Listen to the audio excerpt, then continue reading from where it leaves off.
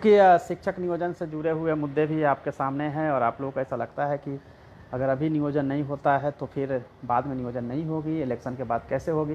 तो आप लोगों को मैं बता दूं कि अभी भी हमारे यहाँ सीट जो है बहुत खाली है। लगभग 1 लाख बच्चों 1 लाख टीचर्स की नियोजन होनी है, उसके बाद ही 25 से 30 हज़ार होंगी।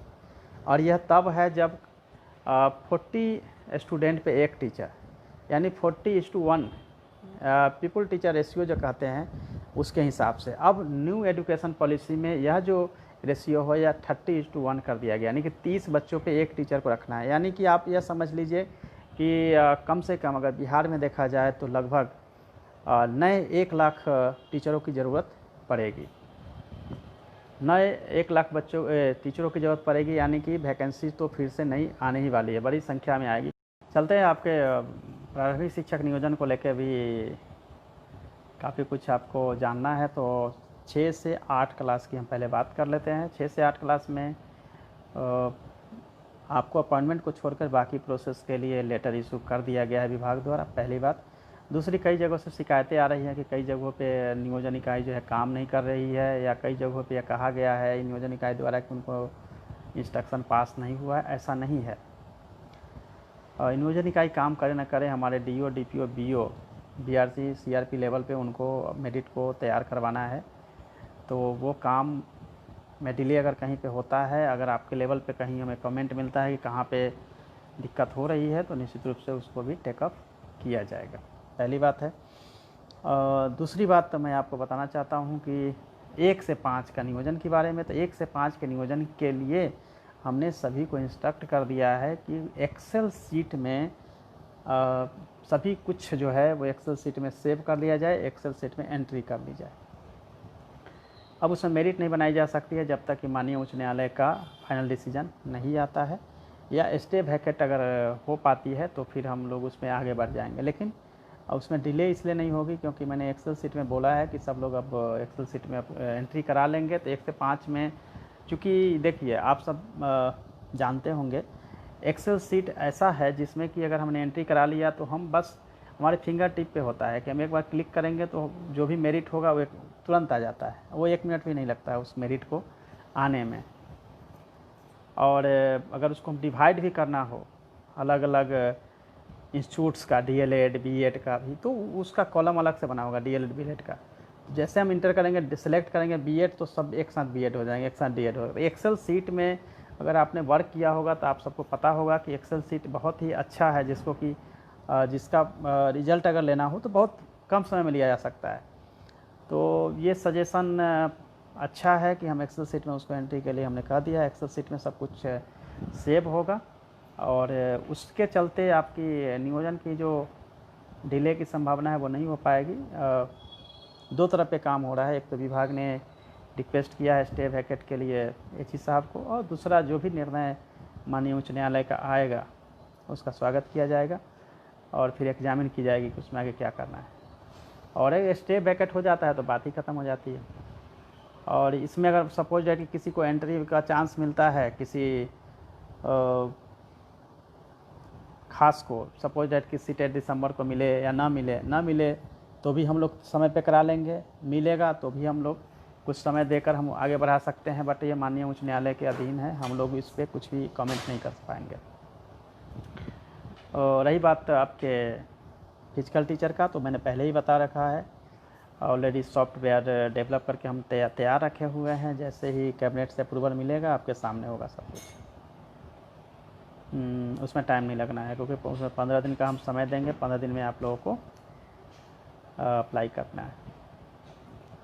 और इसमें फिजिकल टीचर में जितने लोग भी एलिजिबिलिटी टेस्ट पास कर चुके हैं उन सभी को हम लोग लेने वाले हैं, क्योंकि हमारी जो सीटें हैं बहुत ज़्यादा है लेकिन आपकी संख्या कम है। रहा लाइब्रेरियन का, लाइब्रेरियन के भी आपके क्वेश्चन है। I know about the tech Excel, Rahul Kiran. हाँ, तो एक्सेल के बारे में जानते हैं, बहुत अच्छी बात है। तो इसीलिए उसमें कोई दिक्कत नहीं आएगी। बहुत सारी चीज़ें हैं जो लॉ बाइंडिंग है। अब लॉ बाइंडिंग के हिसाब से अगर हम देखेंगे तो जब तक लॉ बाइंडिंग है तब तक हम उसी के हिसाब से काम कर पाएंगे।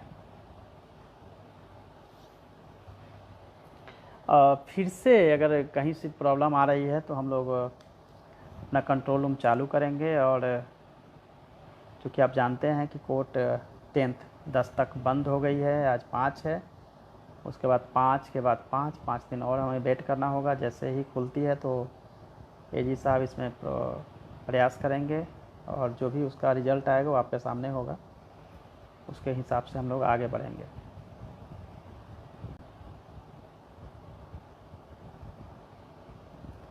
नीतीश कुमार पांडे लाइब्रेरियन के बारे में आपको बता रहे हैं। लाइब्रेरियन का भी फाइल जो है प्रोसेस में है। स्टेट रिजल्ट के बारे में आप लोग पूछ रहे हैं। 2 तरह की दुविधा है कि स्टेट का रिजल्ट आएगा, स्टेट का एग्ज़ाम होगा। गवर्नमेंट अपने साइड से, बिहार स्कूल एग्जामिनेशन बोर्ड अपने साइड से कैंसिल कर चुकी है, तो अब एक एग्ज़ाम की ही संभावना है। रिजल्ट शायद नहीं आया।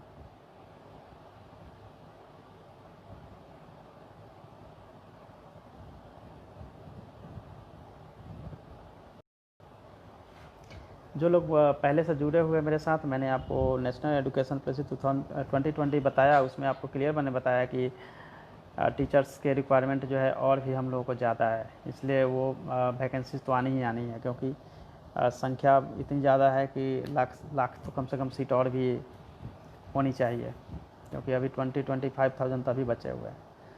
सो आई होप कि आप लोग इससे एग्री करेंगे।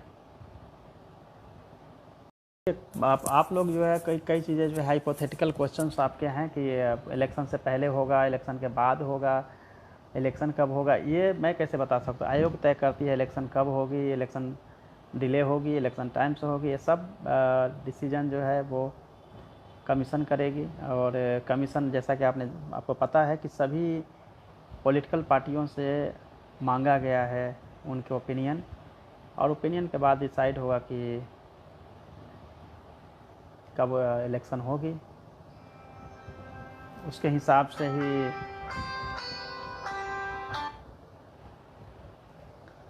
डिसाइड होगा। बट ये सरकार की ज़रूर ट्राई है कि समय जो है वो इलेक्शन हो पाए।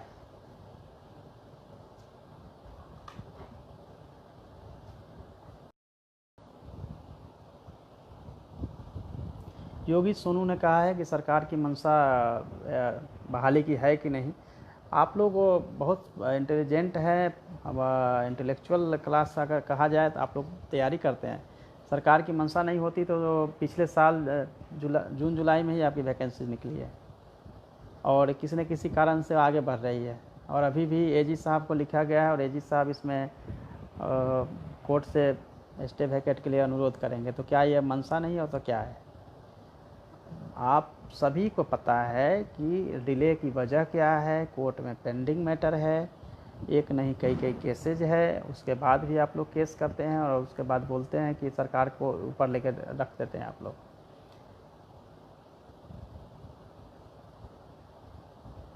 कुमारी कल्पना बहाली कब तक होगी? बस कोर्ट से एक बार ग्रीन सिग्नल मिल जाए। Sujeet Kumar Jha, merit list available. देखिए, मेरिट लिस्ट के लिए आप लोग पीछे मत पड़िए। आप लोगों ने अपना अप्लाई कर दिया है, अप्लाई करके आपका काम ख़त्म हो चुका है। अब आपका काम सिर्फ और सिर्फ यह रह गया है कि आप लोग अपनी पढ़ाई करिए, अपने पढ़ाई पे जोर दीजिए। ओके, उसका मेरिट बनवाना, उसका पब्लिकेशन करवाना, या जो भी हम लोग करना है वो आप विभाग पे छोड़ दीजिए। नियोजन इकाई और विभाग इसको आगे बढ़ाएगी।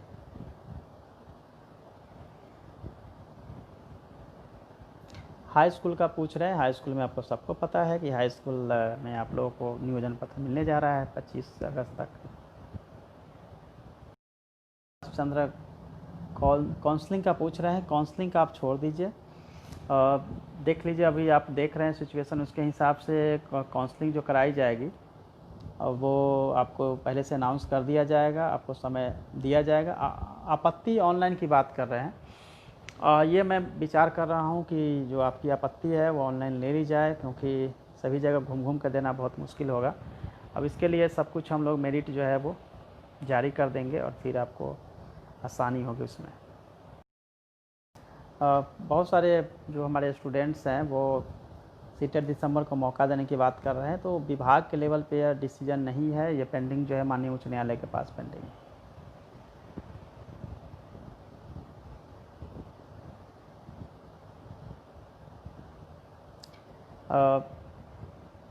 आप लोगों की दुविधा जो है वो यही है कि बस आधे लोगों ने यह कोशिश शुरू कर दिया है कि बस मौका नहीं दिया जाए, आधे ने कहा मौका दिया जाए। अब ये छोड़ दीजिए माननीय उच्च न्यायालय पे, वो वहाँ से जो डिसीजन आएगा उसी के हिसाब से किया जाएगा। दो तरह की चीज़ें हैं, अब डीएलएड की प्राथमिकता को रद्द किया जाए, डीएलएड की प्राथमिकता को सेव किया जाए। अब फिर से आप लोगों ने फिर शुरू कर दिया है अपनी अपनी बातें। आप लोगों के 4 ग्रुप हैं, एक है डीएलएड को प्राथमिकता को समाप्त करें, एक है कि रहने दिया जाए, दूसरा है कि दिसंबर सीटेट को रहने दिया जाए, दूसरा है दिसंबर सीटेट को हटा दिया जाए। यानी कि 4 ऐसे आप लोगों के ग्रुप हैं जो 4 अलग अलग अपनी अपनी बातें कर रहे हैं, और ये चारों मैटर जो है माननीय उच्च न्यायालय के पास पेंडिंग है। हाँ, ये ज़रूर है कि नियोजन को सच में पूरा करने के लिए हमने एक्सेल सीट में सभी को सेव करने, एंट्री करके रखने के लिए कह दिया है, ताकि जो भी डिसीजन आए या जो भी डिसीजन हो वो इमीडिएट करें पहली। अगर स्टे वैकेट होता है तो फिर हम पहले ही करा लेंगे, फिर ज़रूरत नहीं रहेगी, हम वेट नहीं करेंगे सितंबर महीने का। आपत्ति का डेट की बात कर रहे हैं, सभी नियोजन इकाई आगे पीछे काम कर रही है, उसके हिसाब से हम इंस्ट्रक्शन दे देंगे कि आपत्ति के लिए वो आपको इंटीमेट कर दे एडवांस में। सेवा सर से संबंधित कुछ सूचना आप जानना चाहते हैं? खुशखबरी जल्दी मिलेगी, इतना कह सकता हूँ।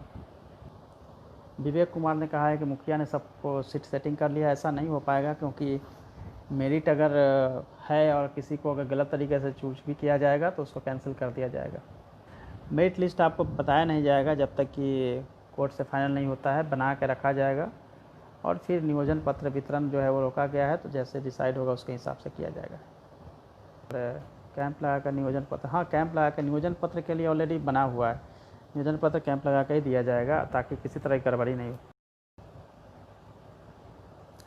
देखिए, आपके 2-3 चीज़ें को मैं एक एक करके आपको समराइज कर देता हूँ। पहला, दिसंबर सीटेट को लेकर माननीय उच्च न्यायालय में केस पेंडिंग है। निर्णय जैसा भी आएगा, जिस प्रकार से पहले एनआईएस डीएलएड में निर्णय आया था, उस तरह से जो भी निर्णय आएगा उस निर्णय के हिसाब से नियोजन आगे उस दिशा में बढ़ेगी।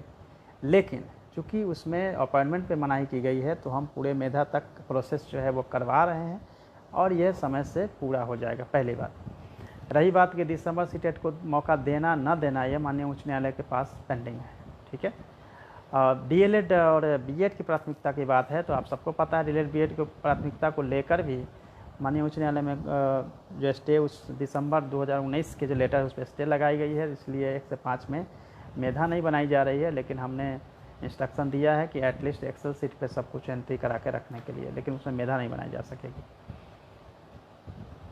ये हुई बात। उसके बाद स्टेट की बात करें, स्टेट का एग्ज़ाम होगा, इसकी सूचना आपको मिलेगी जब सब कुछ नॉर्मल होगा। सिलेबस की जहाँ तक बात है, मैं आपको अलग से सिलेबस के लिए गाइड कर दूंगा।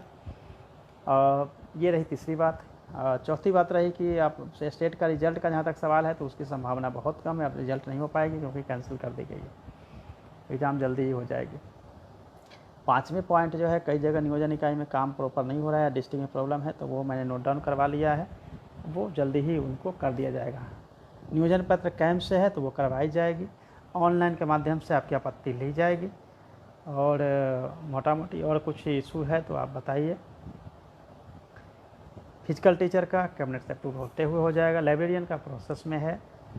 तो तमाम जितने भी आपके क्वेश्चन, बड़े बड़े क्वेश्चन है, उसका इलेक्शन से पहले होगा कि नहीं, तो इलेक्शन कब होगा इलेक्शन कमीशन डिसाइड करेगी, उस तभी बताया जा सकता है, लेकिन कोशिश होगी कि पहले हो जाए नियोजन। अब और भी कोई क्वेश्चन है? हाँ, 800 पे होगी या 1500 पे, वो मैं 2-3 दिनों के बाद आपको बता पाऊँगा पूरी डिस्कशन के बाद कि क्या होना चाहिए, क्योंकि मैंने खुद ऑनर्स किया है जिन्होंने जनरल से क्या हो सकता है, तो इसीलिए मैं कह रहा हूँ कि एक बार मैं फाइनल इसको देख के उसको बता पाऊँगा। एज आपका पप्पू 26 साल है, बिल्कुल कर सकते हैं, 33 ईयर्स तक आप दे सकते हैं एग्ज़ाम, इसलिए कोई दिक्कत नहीं है। रात्रि प्रहरी बहाली में अनियमितता हो रही है, तो आप रिटर्न में भेज दीजिए अगर कहीं पे ऐसी दिक्कत है तो।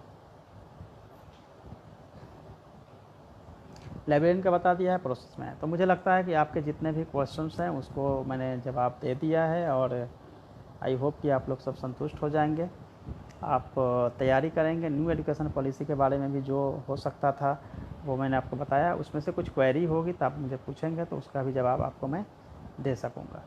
आसिफ जुवैब सेवा सत की पूछ रहे हैं, जल्दी खुशखबरी आपको मिलेगी, मैं इतना कह सकता हूँ।